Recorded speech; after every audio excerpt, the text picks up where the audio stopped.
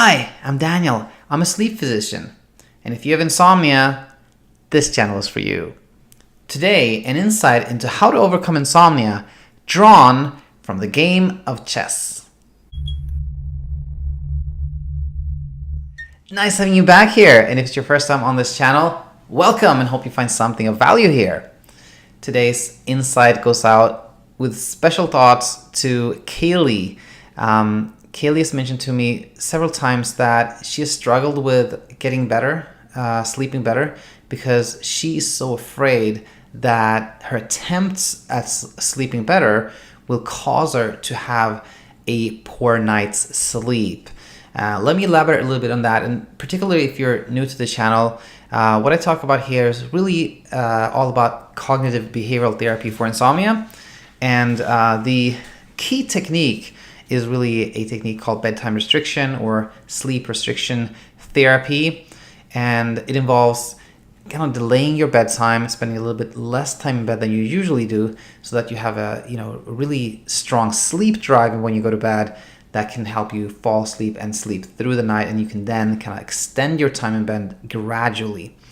And of course, this often goes against your intuitive reaction. If you have a hard time sleeping, you are realizing that, of course, you're not getting the sleep you need, and you want to, make sure you have opportunity to get all the sleep you can. So you often want to spend more time in bed, and that can backfire, because spending more time in bed often simply makes you have more time to toss and turn.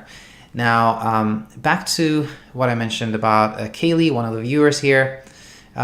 She's, of course, worried that if she is spending less time in bed, she may sleep even less than she typically does, and therefore has not been able to really follow through using a bedtime restriction.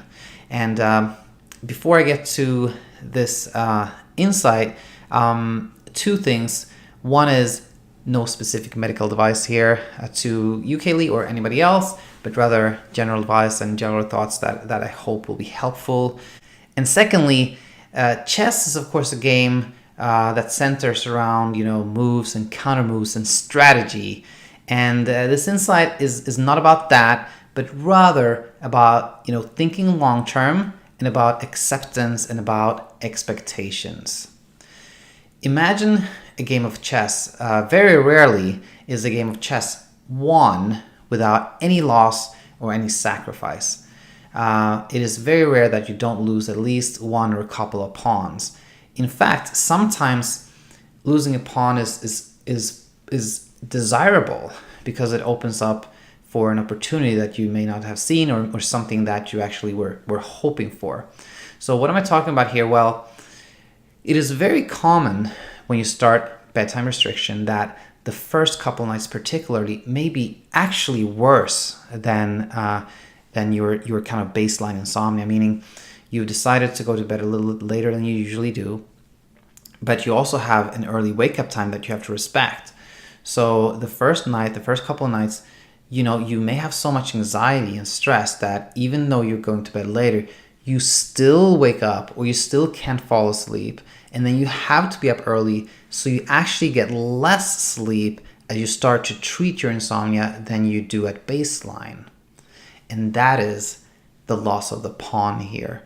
You are kind of sacrificing some sleep very early on so as to overall sleep better and overall derive full benefit from the treatment. And if you kind of see the loss of the pawn, the initial worse sleep as a kind of complete failure, or that makes you abandon what you have set off, then you may be really losing the battle against insomnia long term. Hope this is helpful, and I want to share that I have been in contact with Kaylee and Suzanne, who both accepted my offer to hold them accountable. So good job, and I hope that you will keep it up and that you will sleep better in the very near future. Not only you, Kaylee and Suzanne, but really anybody out there who is trying cognitive behavioral therapy. That said, I hope to have you back here soon, but also that you at some point no longer will have to tune in here because you're sleeping so well. Until then, bye-bye.